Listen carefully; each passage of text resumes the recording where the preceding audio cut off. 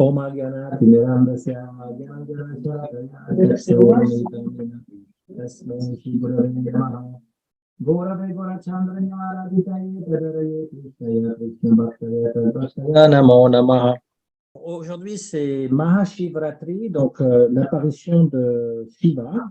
Shiva est une divinité qui est mentionnée dans les Védas déjà, sous le nom de Rudra.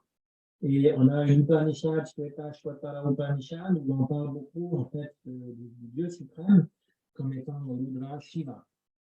Et ce Shiva, ce Rudra, en fait, n'est pas nécessairement différent de Vishnu. Alors, là, on va commencer le déroulé des diapos. La première image, ça c'est d'après les Puranas, la naissance de Rudra, surtout d'après le Bhagavad Purana ou le Srimad Bhagavatam. Donc, à un moment donné, Brahma, les quatre Kumaras, vous pouvez vous rapprocher pour voir, hein, les quatre Kumaras, donc, étaient les sages qui sont nés du mental de Brahma. Et Brahma, donc, comme mission, il avait qu'ils puissent devenir des progéniteurs, c'est-à-dire qu'ils puissent engendrer de la population, mais les Kumaras ont pris le vœu de célibat perpétuel, donc c'est des brahmacharis, on les représente comme des petits-enfants.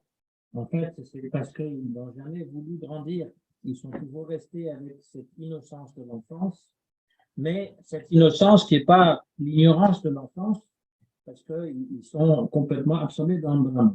Et quand il a vu le refus des quatre Kumaras, Brahma, eh bien, il a eu un moment de colère et de son front est sorti ce petit bébé bleu qu'on appelle Rudra parce qu'il a commencé à pleurer. Rudra, c'est celui qui fait pleurer.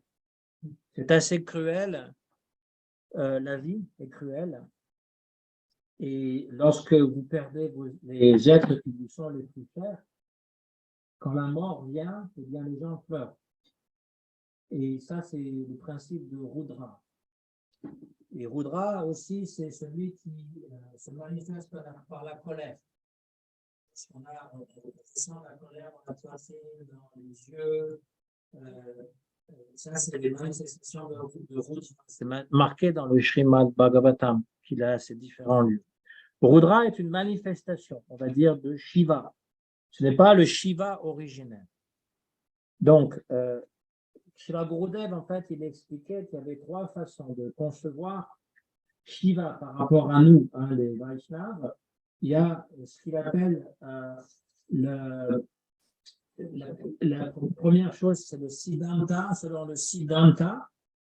C'est-à-dire que Shiva, eh bien, il va vénérer Vishnu, ça c'est le Siddhanta, ou même Sada Shiva, il n'est pas différent de Vishnu. Et ça, c'est la première façon de le voir. La deuxième façon, c'est Aishwarya. Aishwarya, c'est-à-dire l'opulence, c'est quand Shiva prend refuge dans Vishnu, il est protégé par Vishnu. Et la dernière façon de le voir, c'est par Naravat Lila. Lorsque Ram, par exemple, va vénérer Shiva, il joue le rôle comme un être humain. Ou même Krishna, parfois, il va jouer le rôle d'un être humain qui va vénérer Shiva. Donc voilà les trois façons. Donc la prochaine image va nous montrer la création du monde. Pour les personnes qui regarderaient ça en différé, c'est simplement parce qu'il y a des personnes qui sont là, qui veulent voir les images qui sont sur l'ordinateur, parce que les images sont parlantes en soi, n'est-ce pas? Donc, j'avais montré la première image qui montrait Rudra, né de Brahma. Donc, la deuxième image, c'est un Shivalinga, si je ne me trompe pas. Ça, c'est la forme impersonnelle, on va dire, de Shiva. Un linga, on pourrait traduire, le mot sanskrit, on pourrait le traduire par un symbole. Et donc, le symbole de Shiva, c'est un phallus, c'est-à-dire, voilà, c'est l'organe mâle. Et la yoni, donc c'est la matrice, c'est l'organe féminin. Alors, c'est un symbole, ça représente plus que ce qu'on pourrait penser, on va dire. Voilà, c'est-à-dire que lorsque Mahavishnu veut créer le monde, il a un désir. Il a ce désir qu'on appelle Kama, et donc il le fait, c'est la manifestation de son désir s'appelle Kama Bija, la graine du désir qui va en fait inciter la matière. Mais il ne va pas toucher la matière, il ne va pas toucher Prakriti parce que il est complètement pur. Et donc, dans la Brahma Samhita, il est expliqué que de son regard, il va imprégner la nature de son regard et ce regard, c'est Shambhu Linga. C'est marqué dans la Brahma Samhita. Donc, ce linga de lumière qui est associé à Shambhu, c'est un autre nom de Shiva. Donc, la création matérielle, elle a lieu par l'incitation de Mahavishnu, mais elle se fait matériellement par Shiva avec Durga, avec la nature prakriti. Et l'origine du désir, Kama Bija, ça c'est expliqué aussi dans la Brahma Samhita. L'origine, le Kama Bij, en fait, nous le récitons. Nous avons un Kama Bij mantra et un Kama Gayatri. Et donc, c'est la méditation sur Radha et Krishna. Ce qui est à comprendre, c'est que le désir amoureux prend naissance par le désir de Radha et Krishna. C'est la manifestation de Radha et Krishna. Le désir perverti dans ce monde est manifesté par le désir sexuel. C'est comme ça qu'on explique l'origine finalement du kama dans le monde. Mais ni Vishnu, ni Shiva ne sont sous cette emprise du désir. C'est vraiment pour la création. Alors, on représente très souvent Shiva sous la forme du Shiva Linga. L'autre image, prochaine image, on représente aussi Shiva, l'autre iconographie, donc Shiva est représenté comme un yogi. C'est-à-dire qu'il est le roi des yogis et puis il a autour du cou donc un serpent. Parfois, il en a un aussi autour du bras. Il a un troisième œil au milieu du front. Il a un croissant de lune. Il a le Gange qui lui tombe sur la chevelure. Ça, c'est tout lié à des histoires. Et il a aussi, on ne le voit pas ici, mais la gorge bleue parce qu'il a bu le poison.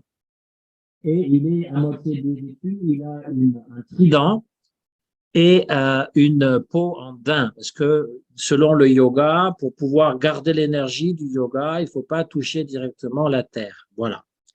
La prochaine image nous montre comment Shiva va enseigner le Hatha Yoga.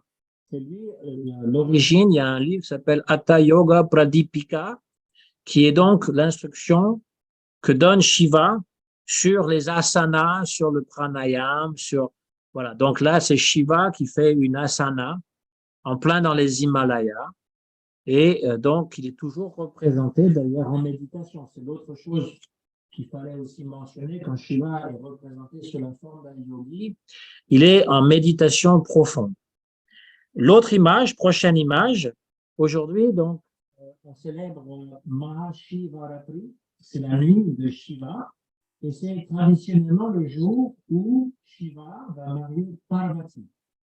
Parvati, c'est la manifestation de son épouse Sati, qui après s'est immolée. Vous connaissez peut-être l'histoire, elle est racontée dans le Srimad Bhagavatam. Elle s'est immolée, en fait, elle n'est pas rentrée dans le feu, parce que le rite de Sati, que les hindous ont gardé, c'était que la femme devait rentrer dans le feu, parfois il la poussait dans le feu crématoire, ce qui est très cruel. Et cette pratique a été interdite au 19e siècle par les Britanniques. Ils n'ont pas fait que des choses mauvaises. L'iconographie où on a Shiva avec Parvati assis sur le taureau Nandi, c'est son associé, est aussi assez populaire. Et donc, c'est la grande famille. Donc, il y a ce mariage après que Sati se soit... en fait, c'est ce qu'on appelle une autocombustion. C'est une chose assez rare. On observe des fois que les gens se sont brûlés sans que le feu vienne de l'extérieur, ils se sont brûlés de l'intérieur. Les yogis savent ça. Parce qu'il y a un feu à l'intérieur, et donc Sati, étant une yogini accomplie, elle s'est brûlée de l'intérieur et elle s'est manifestée à nouveau comme la fille de l'Himalaya. C'est pour ça qu'on l'appelle aussi Annapurna, ou on l'appelle aussi Parvati. Parvati, c'est la montagne, Parvati, la fille de la montagne. Et donc, elle va rencontrer Shiva, donc, c'est à nouveau la même, en fait, Sati ou Durga ou Kali, même, c'est la même personne. C'est pas des personnes différentes, mais il y a des manifestations qui sont différentes. Parvati, c'est toujours la représentation de la déesse qui est bonne, pas Kali qui tire la langue, à qui on offre des sacrifices sanglants. Voilà. Prochaine image. Le mariage justement de Shiva et Parvati, donc durant cette nuit de Shiva, parce que évidemment Shiva se sentait un peu seul, même s'il était en méditation. De toute façon, les dieux avaient besoin de la naissance de Kartikeya, qui pourrait donc un des fils de Shiva, qui pourrait détruire les démons, et donc il fallait qu'il se marie avec Parvati. Voilà le mariage de Parvati, avec les dieux en haut qui lancent des fleurs et les grands rishis qui entourent Shiva et Parvati. L'autre iconographie de Shiva, c'est le Shiva dansant, donc la prochaine image, ce qu'on appelle le Shiva Nataraj. Celui qui finalement détruit le monde, parce que c'est un peu particulier, mais Shiva est associé avec la création du monde et avec sa destruction. Et donc, il y a toute une symbolique. Il a un pied sur un petit bonhomme noir qui personnifie l'ignorance, l'ego de l'être humain. Il y a un cercle de flammes tout autour de Shiva qui danse, parce que c'est le feu qui détruit le monde entier, donc la plus forte raison va détruire l'ego matériel. Et puis dans ses bras, et bien dans ses mains, il y a différents symboles aussi. Shiva, donc, il enlève toutes nos illusions. Il va détruire l'ego, il va détruire le corps matériel. Et c'est pour ça que les gens ont peur de lui, et qu'il a cet aspect qui fait peur aussi, parce qu'il représente la mort personnifiée. Alors, nous avons justement la prochaine image qui montre la forme terrible du Dieu. La prochaine image, donc, voilà, ça c'est Bhairava. Bhairava, c'est le Dieu le terrible, le Dieu de la mort, qui est souvent avec un chien, et que les ascètes un peu fous, on va dire, vénèrent avec des rites vraiment très effrayants, on va dire. Assez effrayants, ils peuvent offrir des sacrifices humains et puis faire toutes sortes de choses épouvantables. D'ailleurs, le tantra est souvent associé à Shiva et à Kali, et ça implique des choses qui nous sont effrayées. Shiva, en fait, cette forme-là, Bhairava, eh bien, elle est là une forme protectrice pour les adorateurs. C'est un peu comme Nrsimhadev, parce que Nrsimhadev a un peu des similitudes, on va dire, avec Shiva, parce que c'est l'aspect terrifiant du dieu, bon, on va dire, du dieu Vishnu, mais qui protège. Donc Shiva aussi est terrifiant pour ceux qui ne reconnaissent pas en lui quelqu'un qui ne veut que du bien. Voilà. Donc il est terrifiant pour les mécréants. Prochaine image, la forme de Mahakala, que je vous avais déjà montré avec le bouddhisme tibétain, parce que c'est une forme qui vient du Tantra, en fait Shiva, et parfois on dit que c'est Mahakala Bhairava, c'est-à-dire que c'est le Mahakala, donc Kala c'est le temps, ça c'est une figure tibétaine. Donc les trois yeux représentent Shiva, le troisième œil qui indique l'éveil spirituel. Il a des crânes sur la tête, des fois il a des crânes aussi autour du cou, et un paquet de démons ou de personnes bizarres qui sont à ses pieds. On ne sait pas s'ils sont protégés par lui ou écrasés par lui, parce que Shiva, il fait les deux. Il donne refuge à toutes les entités les plus néfastes. Donc même les démons ont un dieu. Même les démons peuvent vénérer ce dieu-là. C'est pour ça que les premiers pèlerins missionnaires chrétiens qui sont allés en Inde, lorsqu'ils ont vu la figure de Shiva, pour eux, c'était comme un diable, un diableton. Hein. Ils ont vu en Krishna une image de Jésus, le berger, mais ils ont vu en Shiva l'image du diable qui détruit tout et qui respecte rien. D'ailleurs, il a cette réputation hein, d'avoir des pratiques un peu bizarres et d'être associé avec la mort. Un autre Kala Bhairava, prochaine image, celle-là, donc, c'est vraiment Shiva au Népal, pour montrer que c'est un culte qui a quand même lieu. Voilà, ça c'est toujours avec un grand sabre. C'est pas Kali, mais il a un peu les mêmes traits que Kali.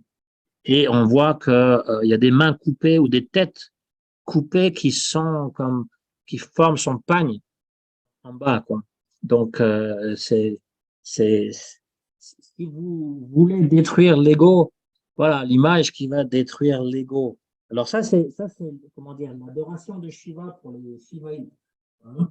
Après, on doit toujours remettre Shiva dans son contexte, à savoir qu'il est toujours en train d'aider les êtres vivants de toutes les manières possibles. Et une de ces histoires, c'est l'histoire quand le Gange, donc la prochaine image nous montre comment le Gange, lorsqu'il a été invoqué, parce que dans le Srimad Bhagavatam, on a cette histoire, dans les d'autres Puranas aussi, on a cette histoire de, pour sauver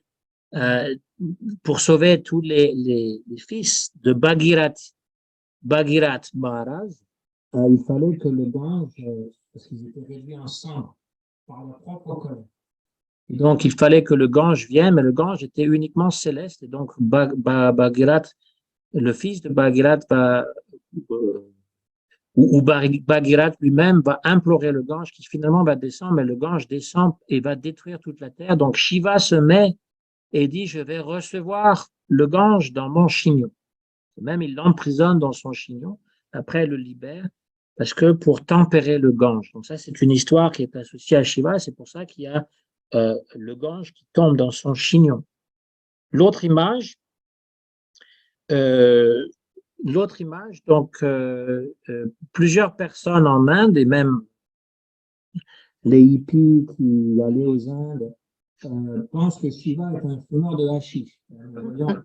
Un sadhu qui fume le chilum, et il paraît que ces sadhus peuvent fumer sur 10 grammes par jour de hashish.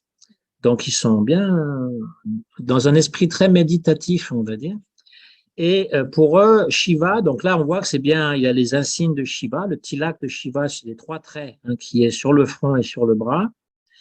Et ils pensent que Shiva est un fumeur de hashish, mais il n'y a absolument rien dans les Écritures qui nous l'indique, même si les critiques qui va à son endroit, c'est tu es un fumeur de hashish, et puis tu es toujours associé avec des fantômes, et puis tu as la cendre crématoire sur le corps, enfin des choses de très inquiétant. Donc l'autre image, c'est que si vous aimez fumer du hashish et offrir votre hashish à Shiva, que certains hippies que j'ai connus, ils disaient Bom Shankar, c'est-à-dire qu'ils offraient voilà. Eh bien, si vous pensez, vous pouvez, même supposons que Shiva fume du hashish de temps en temps et que vous voulez limiter, essayez de boire juste une goutte de poison qu'il a bu lorsqu'il y a eu ce barattage de la mer. Et que là, justement, pour avoir le nectar de l'immortalité, il fallait extraire le poison. Et Shiva, donc, les dieux sont venus le voir. Ils disent, est-ce que tu peux nous aider? Il n'a pas de problème. Il va boire tout le poison et il va le garder. Gurudev mentionne Vishnu est à l'intérieur de moi dans mon estomac comme le feu de la digestion. Je ne veux pas le brûler avec le poison. Je vais garder le poison dans ma gorge. C'est pour ça qu'on l'appelle Nilakanta, la gorge bleue. Il a la gorge bleue parce que le poison reste là et ça ne va pas le tuer. Et il y a quelques gouttes de ce poison qui vont tomber par terre et tous les serpents, les scorpions, tous les animaux venimeux vont venir pour pouvoir prendre ce poison. Voilà l'histoire. Donc Shiva n'est pas quelqu'un qui fume le hashish, c'est quelqu'un qui a en fait des pouvoirs. D'ailleurs, c'est marqué lorsqu'il y a la danse, n'essayez pas d'imiter, même en pensée Krishna qui danse avec toutes ces femmes. Personne ne peut imiter une grande personnalité, on ne peut pas imiter Shiva qui doit, ne serait-ce que boire une goutte du poison qu'il aime. Si vous buvez du poison, du curare, de la strychnine, juste une goutte, ça va vous tuer. Prochaine image, c'est le dieu et le démon qui barattent l'océan de mer. Donc, c'est une histoire qui est racontée dans le Purana. C'est cette histoire où finalement, on voulait pouvoir. Donc, d'un côté, il y a les démons, et de l'autre côté, il y a les devas. Et Vishnu s'incarne sous la forme d'une tortue qu'on voit en dessous pour supporter le mont Mandara. Et il va aussi être sur le haut de la montagne. En fait, c'est un épisode où Vishnu se manifeste de différentes façons. D'abord, la tortue, il se met aussi en haut de la montagne, et puis il va avoir, c'est dans le Vantari, c'est ça, qui va se manifester avec le pot, euh, un pot qui va guérir toutes les maladies, parce qu'il est l'ancêtre de l'Ayurveda. Et puis, Mohini Murti, qui est aussi la forme de Vishnu pour pouvoir tromper les devas. Et donc, Shiva, comme on l'a vu, lui, son rôle, ça va être de boire avant, parce qu'ils sont en train, ils prennent un serpent. Vous voyez l'image quand même, c'est pas triste. C'est un océan de lait. Il y a un serpent pour utiliser comme baraque autour de la montagne, et Vishnu s'incarne comme Matsya Avatar, supporter la montagne. Et ensuite, il va sortir de cet océan de lait la lune, Lakshmi Devi, même si bien sûr Lakshmi Devi, elle est toujours éternelle, mais elle se manifestera. Et elle va chercher un mari et tout de suite, elle va le trouver dans Vishnu lui-même. Et puis d'autres, Eshwarata, l'éléphant à plusieurs trompes d'Indra, et plusieurs autres grandes des merveilles qui vont sortir de cet océan de lait finalement avant que le Amrita, c'est le nectar d'immortalité. Donc, il y a un jeu de mots sur ce Amrita, parce que ça veut dire à la fois nectar et à la fois immortalité. Mrita, c'est la mort. Et les dieux, donc, boivent l'Amrita, ce qui leur donne l'immortalité, mais nous savons qu'ils ne sont pas immortels. Parce qu'à un moment donné, surtout les karma devata, ceux qui sont devenus divins par leur action, eh bien, ils vont devoir redescendre dans le monde des humains. Mais toujours est-il qu'avant qu'il y ait ce Amrita, il y a un poison qui s'appelle Kalakuta. Et que ce poison est tellement nocif que juste en le respirant, les gens s'évanouissent. Et donc, Shiva va boire ce poison. Donc, c'est ça l'histoire. Ensuite, prochaine image. Varanasi, c'est la demeure donc, de Shiva. On nous dit que si on meurt à Varanasi, eh bien, tout de suite, on est libéré, on atteint le paradis de Shiva. Donc ici, c'est pas une photo, c'est un dessin. Nous avons le Gange et nous avons donc donc le Gange. Si on jette les cendres dans le Gange, on est libéré. On obtient un mukti. C'est quelque chose qui est promis dans le Purana Shivaïte. Prochaine image, c'est l'article qu'on offre au Gange. C'est un spectacle assez extraordinaire. Tous les soirs, d'ailleurs, il y a aussi des Shiva qui nous font tous les soirs. Shiva, donc, qui est à Varanasi, on offre tous les soirs l'article. Donc, prochaine image montre cet article. Voilà, avec donc des milliers de flammes. Pas de nouveau.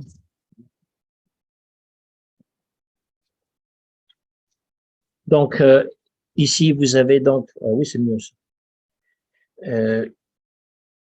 Un pujari, donc tous les soirs, cette scène se fait. Aussi à Keshigat, ça se fait. Mais là, la spécificité à Varanasi, c'est que vous avez une vingtaine de pujaris qui offrent en même temps au Gange. Donc, c'est un spectacle assez impressionnant. Et c'est la ville de Shiva. L'autre image nous montre la demeure de Shiva dans les Himalayas, donc la demeure lointaine puisqu'il habite au Kailash. On le voit de loin. Et là, c'est une photo extraordinaire, c'est une photo avec le coucher de soleil sur le Kailash qui semble être d'or, fait d'or. Donc, il est décrit dans le Bhagavatam que la demeure de Shiva dans les Himalayas, au Kailash, est un jardin édénique. parce que c'est en plein milieu des Himalayas, mais c'est un jardin endémique. Les bouddhistes aussi parlent de Shambhala. Ils parlent d'un jardin miraculeux en plein milieu des Himalayas.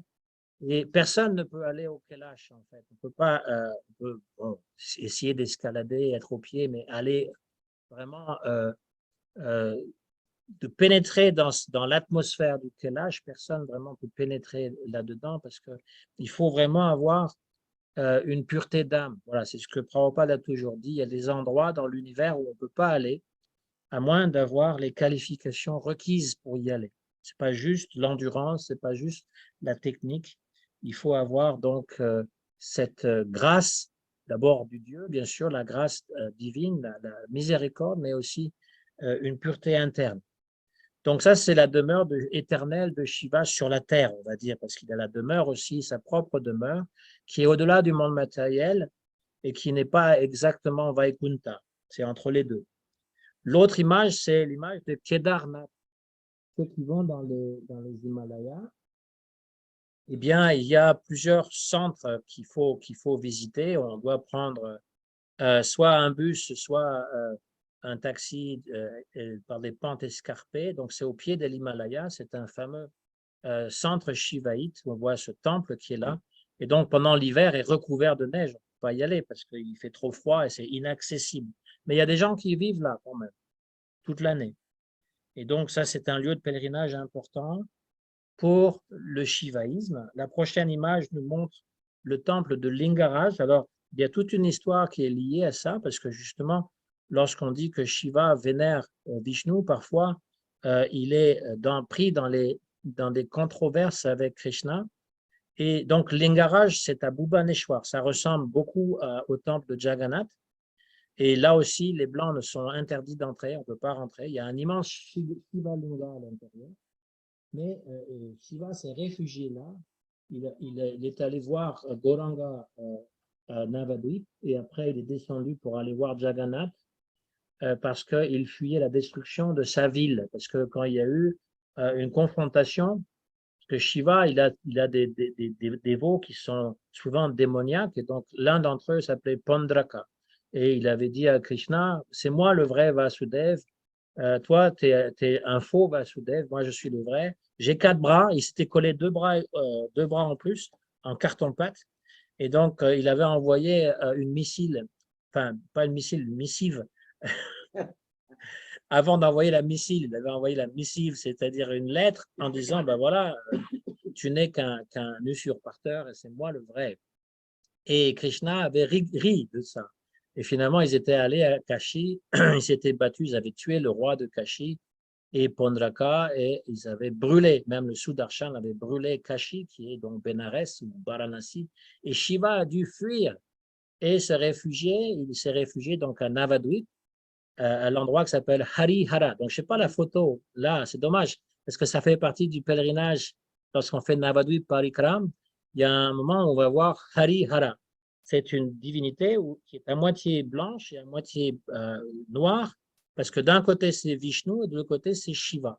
Et donc c'est pour montrer qu'il n'y a pas de différence entre les deux. Il se réfugie donc en Navadvip, mais en fait il veut la miséricorde de Gauranga Mahaprabhu.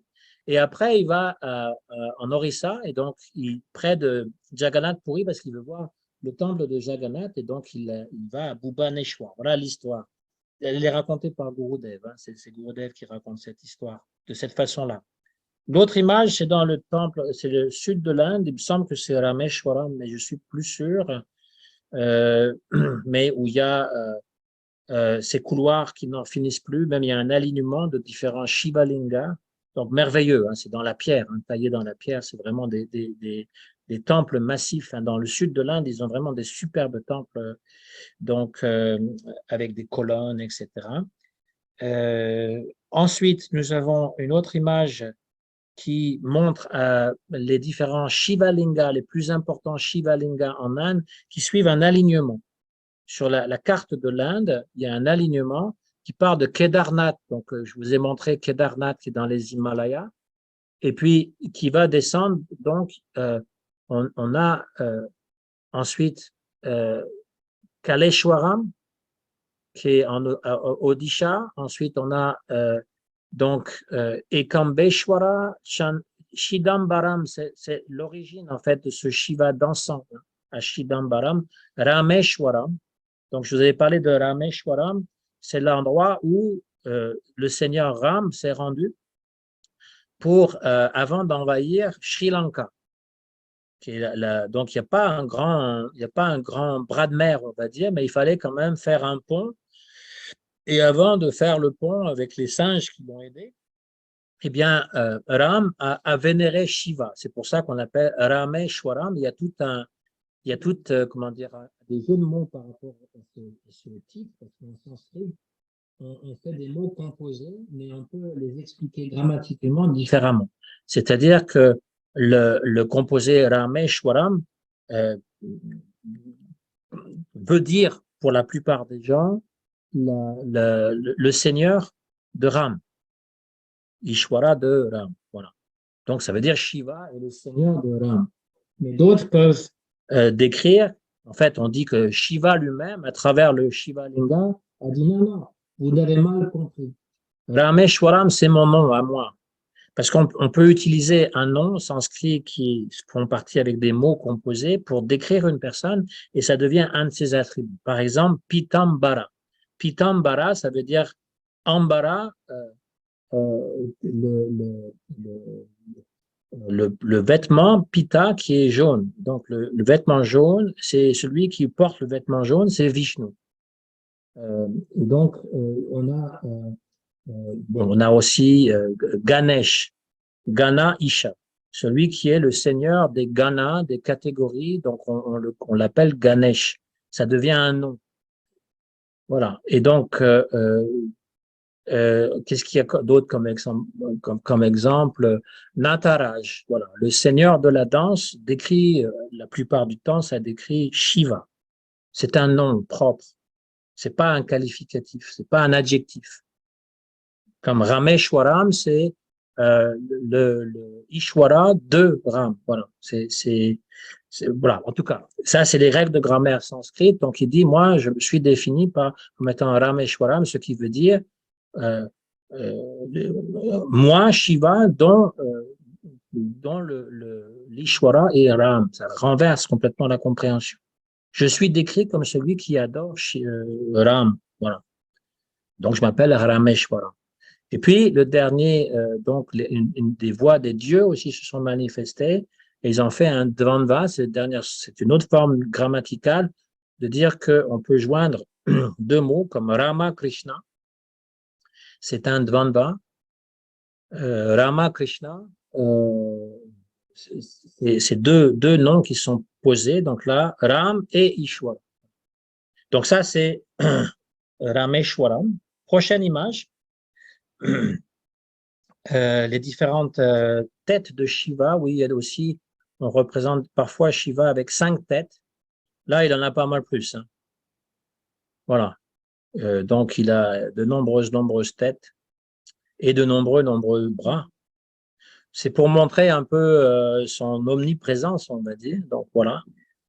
La prochaine image, donc celle qui nous intéresse le plus, on va dire, parce que ça représente en fait l'identité la plus profonde, la plus secrète de Shiva.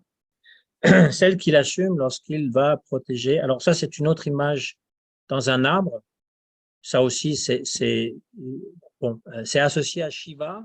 On voit le trident, on voit le petit tambour, la passion de lune. Donc les Indiens, parfois, ils voient des lianes comme ça, et puis ils vont décider que c'est une Shiva Linga naturelle. Tout comme il y a un Shiva Linga qui fait de glace, personne n'a sculpté. Donc ils disent c'est une manifestation, etc., dans la nature. Voilà. Donc là, on est proche de la nature. Et pour revenir à mon propos, pour dire quelle est la nature la plus intrinsèque, la plus profonde de Shiva, c'est celle qu'il manifeste lorsqu'il va garder la danse rasa. Donc on l'appelle Gopishwara. Et donc l'histoire, c'est qu'un jour, eh bien, donc Gopishwara Mahadev, si vous voulez aller à Bamshibat, le lieu où quand Krishna prend la flûte dans le Srimad Bhagavatam, et puis il sent le parfum des jasmins, il voit la pleine lune, eh bien, on nous dit que son esprit, son mental s'éveille pour les jeux amoureux, et donc il va utiliser sa yoga maya. et il va inviter toutes les gopis par sa flûte à venir à Bamshibat, près de la Yamuna. Et donc, avant d'aller prendre darshan de Bamshibat, les dévots vont d'abord s'arrêter au temple de Gopishwara Mahadev. Parce que Shiva, il est le protecteur du Dham. Il y a différents endroits à Vrindavan et à Govardhan où il est celui qui protège le Dham, ainsi qu'à Navadvip, c'est la même chose. Et donc là, il protège la danse rasa. Et pour avoir donc l'éligibilité de rentrer, ne serait-ce que comme touriste, pour voir, un dévot touriste, on va dire, pour voir le lieu où s'est passée la danse rasa, il faut d'abord se prosterner devant le Shivalinga qui est Gopishwara Mahadev, Shiva lui-même. Et donc l'histoire, c'est que Shiva, donc prochaine image, Shiva a désiré participer à la danse rasa, et pour participer à cette danse rasa, il devait se transformer en femme, en gopi. Donc l'image suivante qui nous montre, je suis désolé, j'ai beaucoup d'images ce soir, mais justement parce que je pense que au lieu de me regarder mon visage, surtout de proche comme ça, eh bien c'était pour illustrer le propos. Et donc voilà, la petite Shiva, alors elle est habillée en gopi. C'est donc Vrinda Devi qui va, Yoga Maya plutôt, qui va lui donner le corps d'une gopi, d'une jeune gopi. Mais dès que les gopis vont commencer à danser avec Krishna, ils vont sentir quelque chose qui ne va pas. Et elles vont trouver cette jeune gopi qui est un peu bizarre parce qu'elle a des serpents autour des bras et autour du cou et un croissant de lune sur la tête, c'est toujours Shiva. Et en plus, elle ne sait pas quel est son nom parce qu'il lui demande, mais quel est ton nom? Elle ne sait pas parce que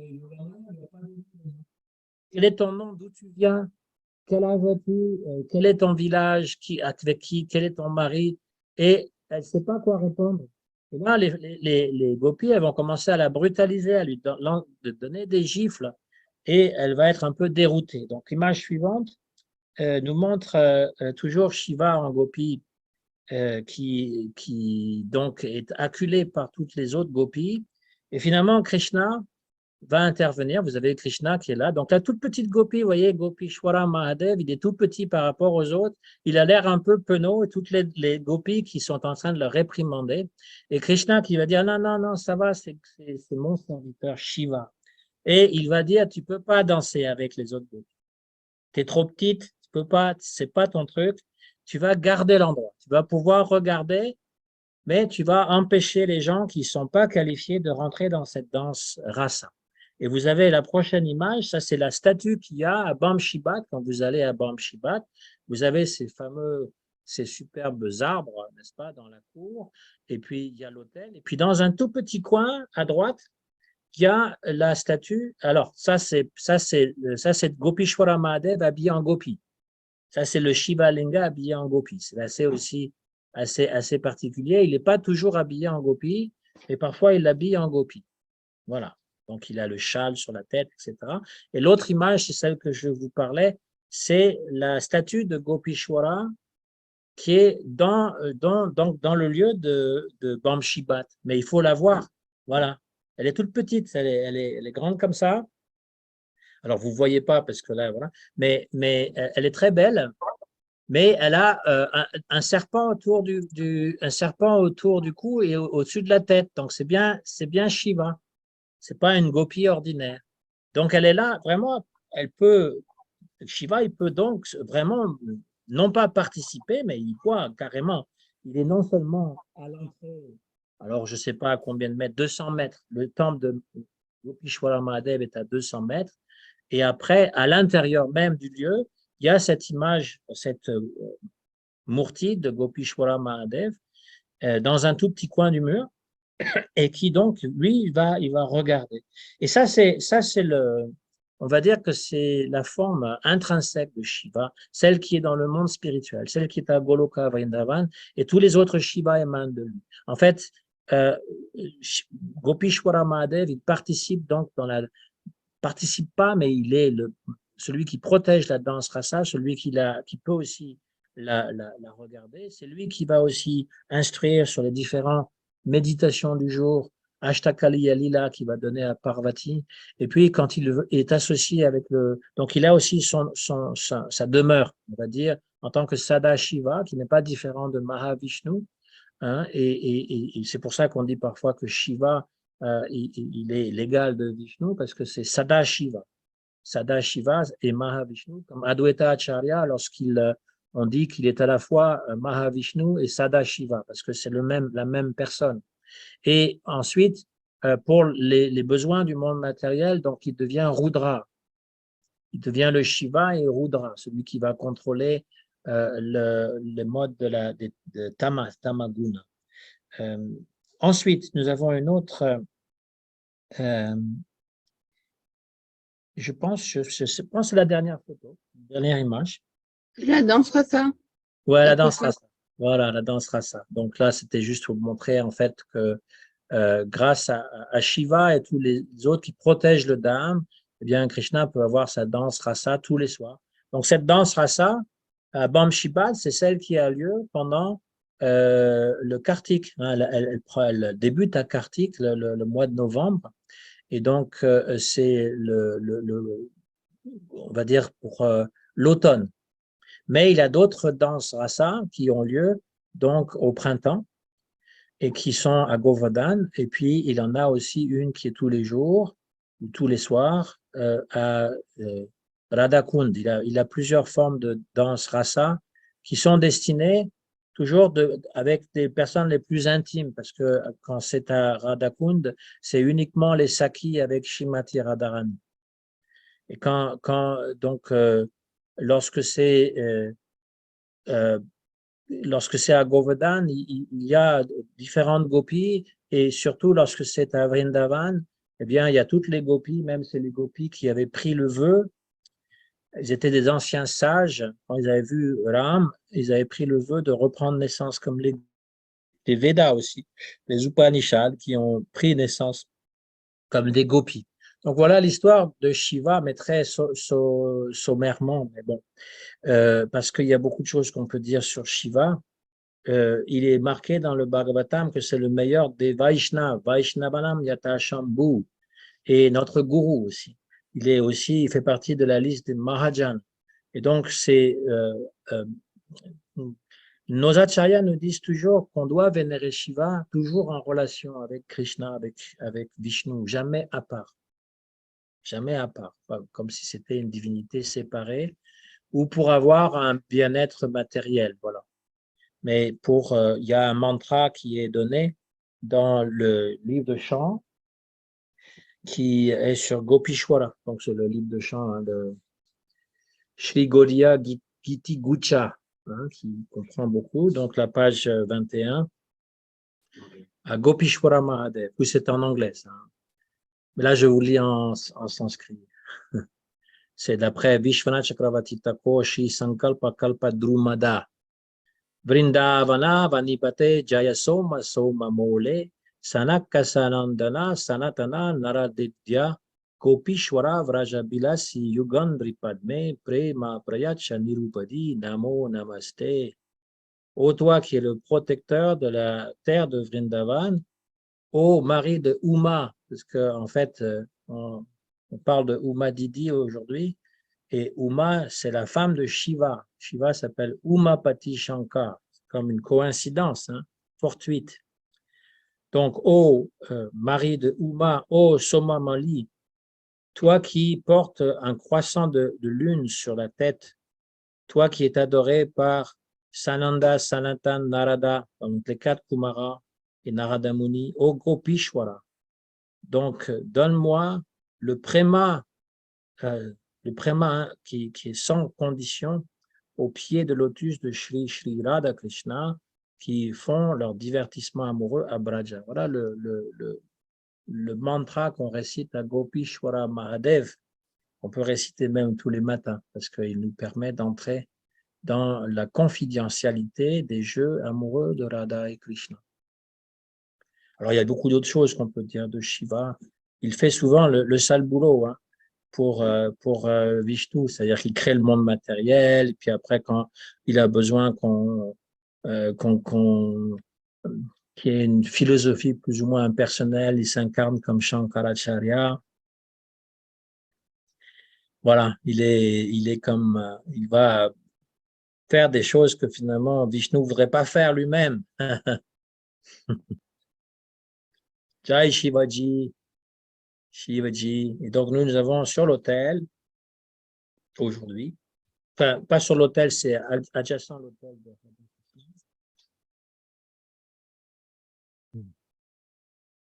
sais pas si vous voyez. Vous voyez?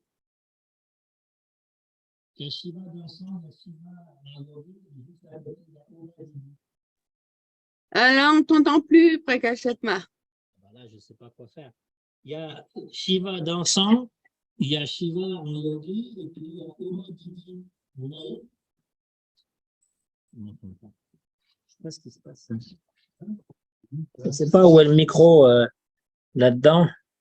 Je ne sais pas ce que vous avez vu, ce qu'il y avait sur. Ce n'est pas notre hôtel, c'est juste à côté de l'hôtel.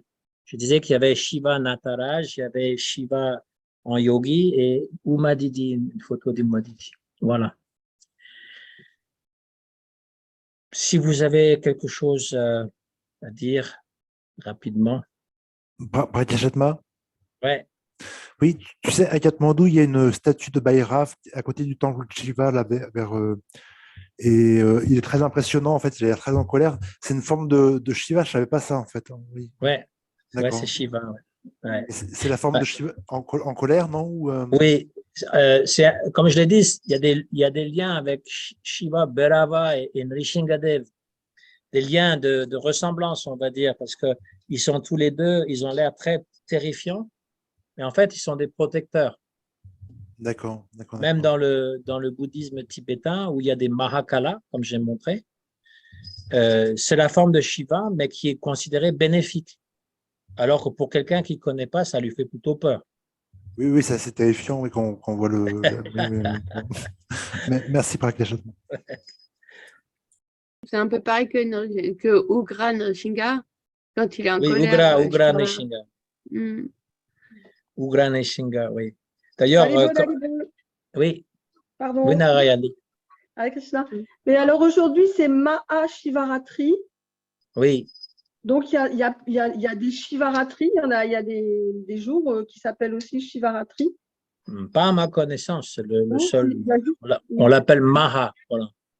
C'est comme le mantra qu'on l'appelle Maha Mrityunjaya Mantra. C'est un mantra qui est associé à Shiva, qui a 3 yeux et qui délivre de la mort, qui vient du Rig Veda. Mais ça ne veut pas dire qu'il y a des petits mantras, mais qui ne comprennent pas les mêmes choses. Donc, non, je ne pense pas qu'il y a d'autres nuits de Shiva. Moi, j'ai entendu dire que les Shivaratri, ça se passait tous les mois, comme à Ekadashi, mais comme le Shiva, comme le Shivaratri, c'est tous les mois, Ekadashi, pareil. Il y a les Ekadashi, il y a un Ma Ekadashi, Nirjala Ekadashi, ben c'est ce mois où il y a le Maha Shivaratri, mais sinon il y en a un tous les mois. Voilà, donc ça c'est l'autre explication. Le principal, c'est aujourd'hui.